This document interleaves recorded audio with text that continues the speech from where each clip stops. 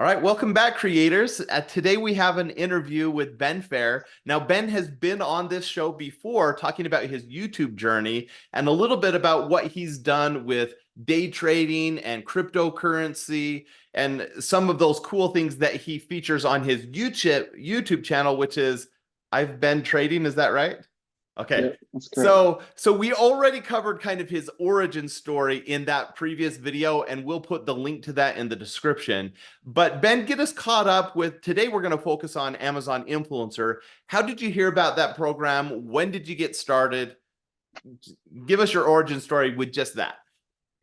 All right. So I first heard about it in October of 2022. So last year, from a YouTuber, Builderpreneur, which I'm sure a lot of you have heard of him.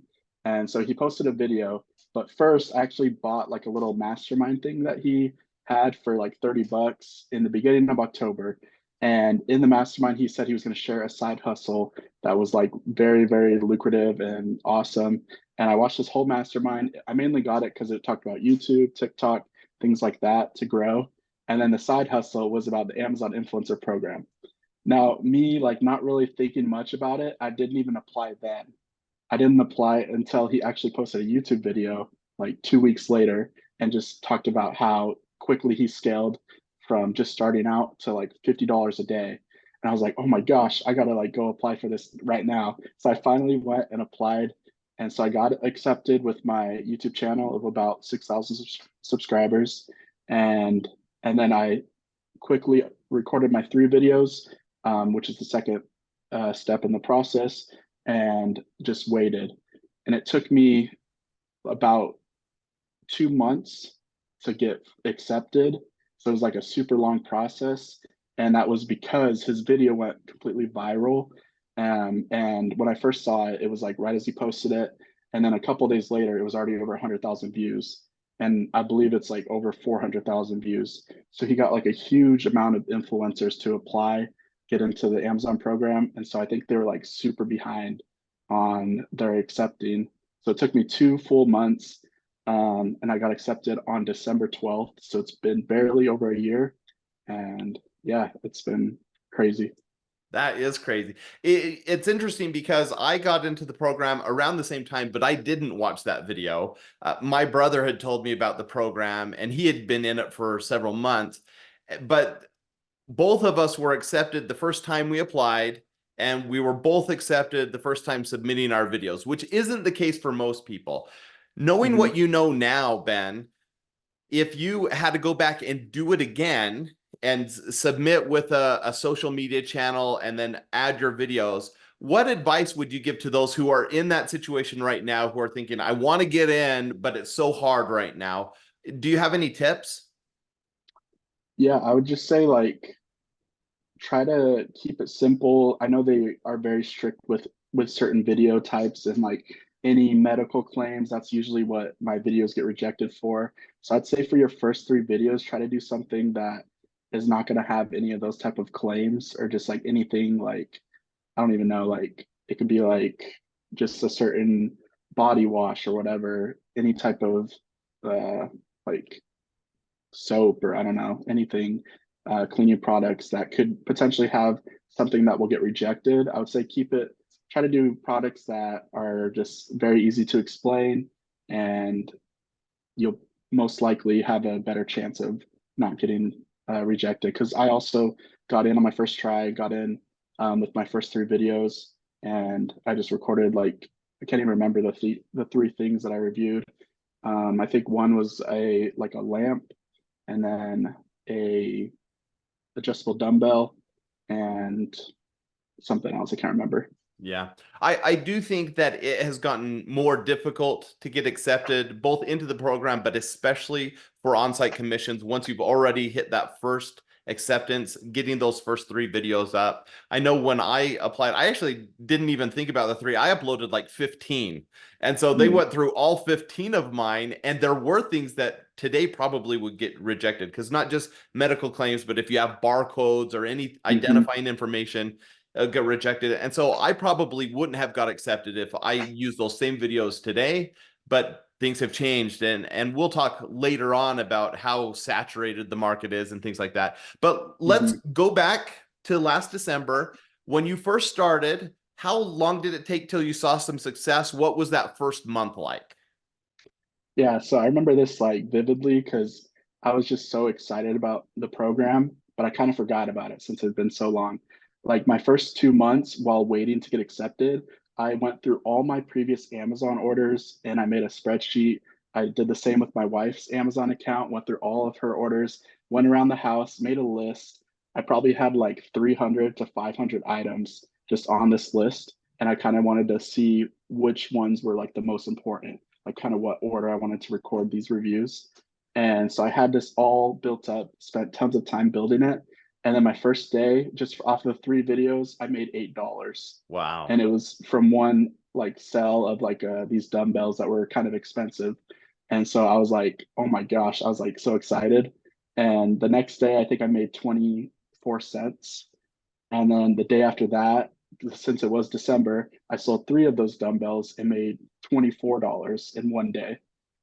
And it was just like, it was crazy. So I, at this point, after my first day, I think I uploaded about 10 to 20 videos the rest of the month. And at the end of December, I was already over like 200 videos. And I hit my first $100 day on December 28th. So like 2 weeks into the program. Wow. Um, and it was just crazy. And yeah, so pretty much like I just focused heavily on all the like list of videos that I had. The one thing that I will say that I wish I would have done is I wish I would have recorded a bunch of videos beforehand, but I didn't know if I was going to get accepted, but I still wish I would have just had that ready to go to start posting, because I definitely like just went overboard and did like 300 videos my first month, 250 my second month, and I was like pretty burnt out after that, just all the stuff that I reviewed. But Yeah. But the crazy thing is, so say you did nothing after that first month, you got your first 200 videos up and you just left those, that would have resulted, I'm guessing, I don't know your numbers, but I'm guessing that over the last year, those have continued to sell month over month and probably have made over $10,000 just with that initial crop. Am I right? oh, 100%. Yeah, definitely.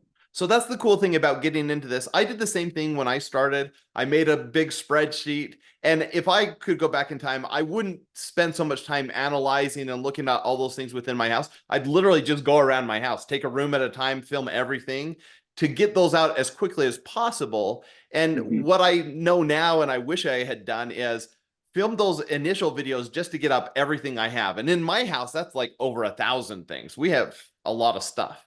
Hmm. But and it's everything. I mean, stuff in the pantry, stuff in the closet, everything.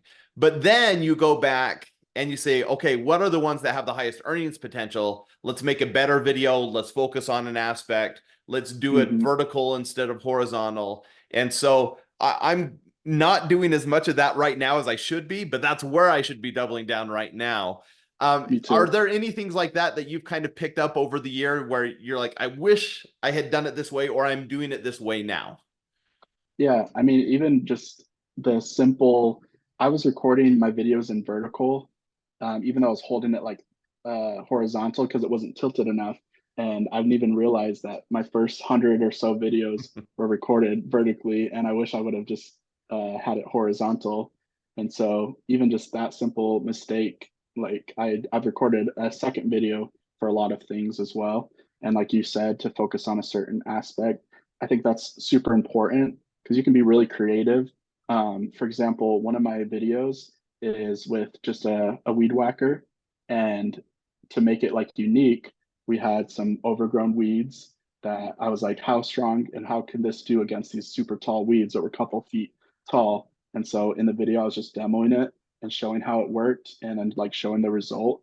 And then that's also kind of a good title saying, how does this do against tall weeds, and a good thumbnail that people are going to be like, out of the options, it might stand out a little bit more. And so people are going to click on that video and see what happens. Yeah, for sure.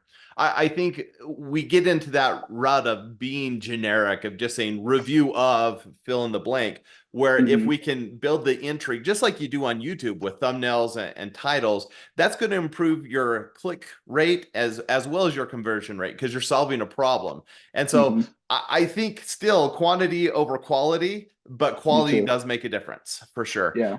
I try Now, if to, oh, go ahead, go ahead. yeah, I was just gonna say, I try to like think of a question that I can like have as my title or something that I'm gonna show in the video, in the review video. And I think that's a way to stand out and be unique as well. Yeah, that's an awesome tip. Now, thinking about how much time you've spent with the program, obviously those first few months you went crazy, did as many videos as possible. Sounds like you burnt out a little bit. About how many hours a week were you spending then, and how many hours a week are you spending now? Yeah, so I was pretty much spending as much as I could. So probably between 40 and 60 hours a week for the first few months. And probably until March. So almost 3 months, I went just as did as much as I possibly could. Then I kind of took it back a little bit and started spending a little bit less, maybe like 20 hours or so, 20 to 30. And then now I probably spend about 15 to 20.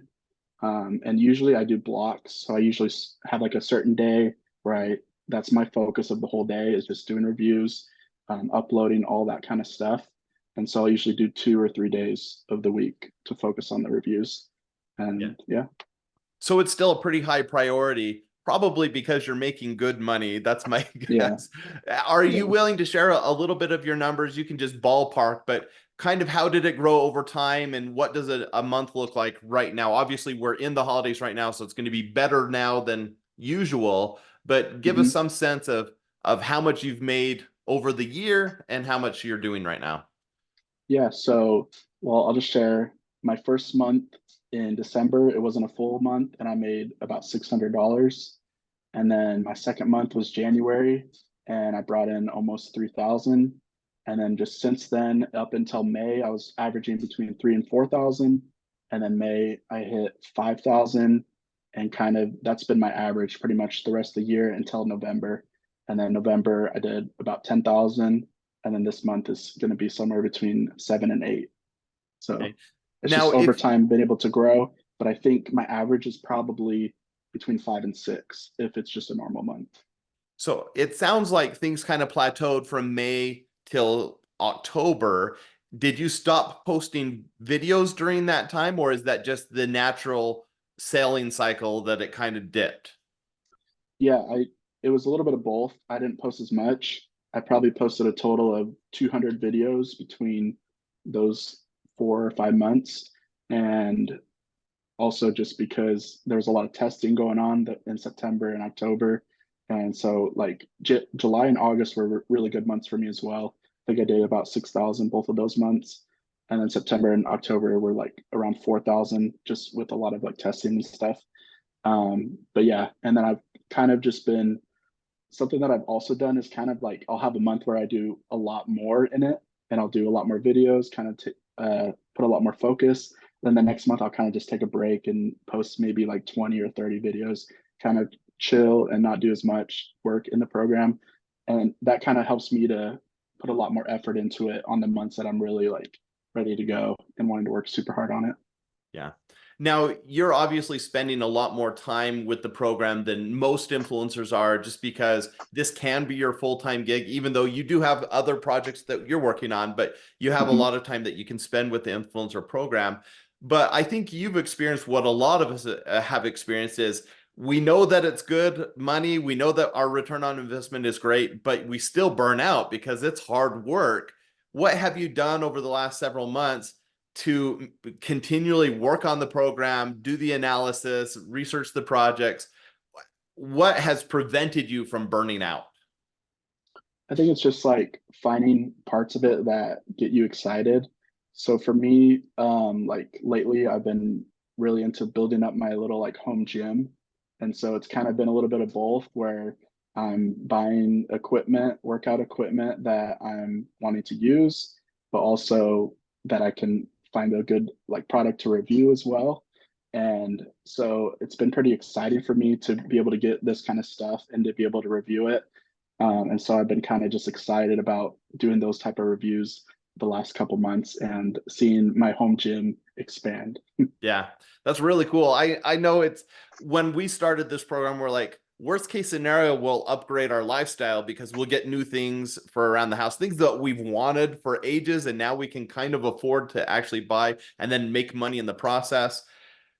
I know that some people just work with on-site commissions. They're just doing products. Other people are getting sponsored posts where people, I'm sure people are reaching out to you, asking you to review. Can you talk a little bit about how much money are you making through either YouTube with the off-site commissions or even AdSense? How much are you making with sponsored videos? And like how many requests are coming in? How many do you say no to? Can you just talk through a little bit of that? Yeah. So I don't have a YouTube channel yet for my review videos. That's definitely one of my priorities going into next year. Just to get those offsite and get a lot more like attention to my reviews. And I've even thought about kind of making like a specific review channel for a certain niche, like fitness, and just focusing on only those things. And then sponsored posts, I've been getting like pretty much since I started and getting lots and lots of emails. Probably this point, like a couple a day, if not more. And I kind of didn't really take very many, and I am very picky when it comes to them. But the last few months, I've gotten some like collaborations and have been able to break like 1,000 a month from that in sponsored videos. And I hope to continue that and continue to grow that going into next year. And like I said, I'm like super picky when it comes to what products I want to review. If it's something I'm actually going to use or something that I can donate or give to family, friends, then I'm more willing to accept it. Yeah. Yeah, I think you have to be picky at this stage. I have the same situation where I'm getting 30 to 50 requests probably a week, and I'm saying yes to 5 to 10 of those. So, Hmm. you're not saying yes to a lot, but that means that's an extra 5 to 10 videos you have to make each week where now you do have a deadline.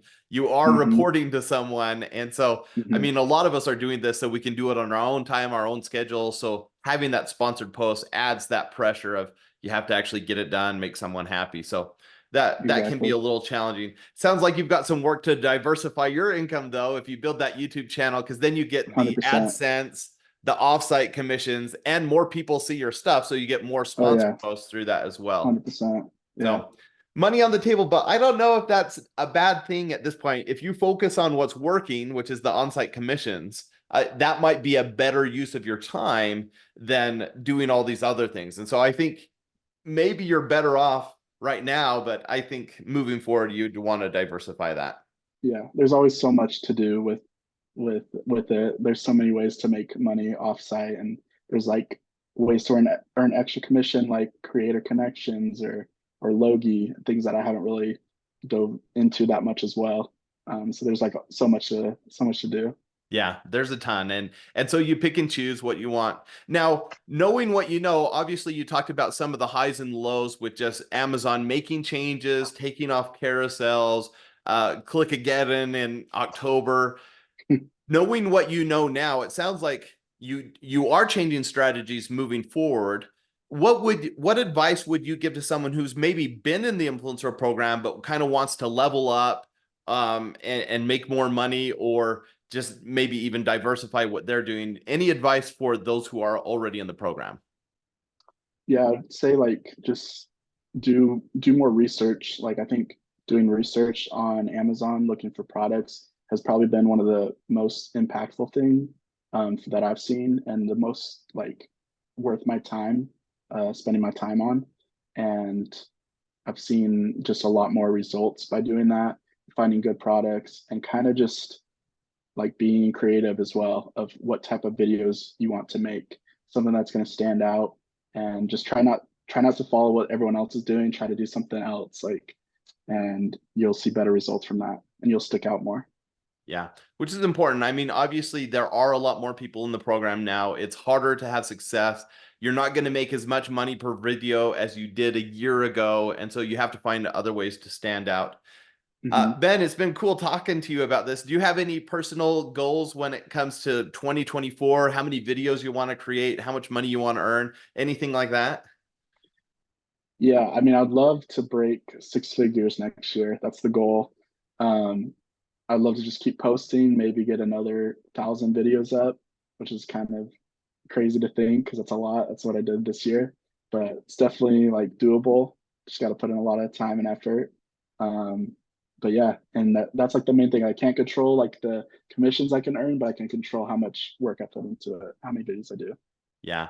And I want to end with that because I think that it's so important that people realize this is a great side hustle or a full-time hustle, but it requires a lot of hard work. And the reason you've had success is you were willing to not just put in that work in the beginning, but then consistently over time, you're still doing it. You're doubling down now when things are rolling. And so you likely will continue to have success, which is really, really cool. Mhm. Cool. Well, thanks for being on today. And Ben, it's been really cool having you on again. We're going to have to catch up again and do a part 3 further down the road to see how those 24 goals are coming along and how you're doing with this program, as well as some of these other side things that you're looking at. So thanks for being on the Yeah. show today. Thanks for having me. Sounds great.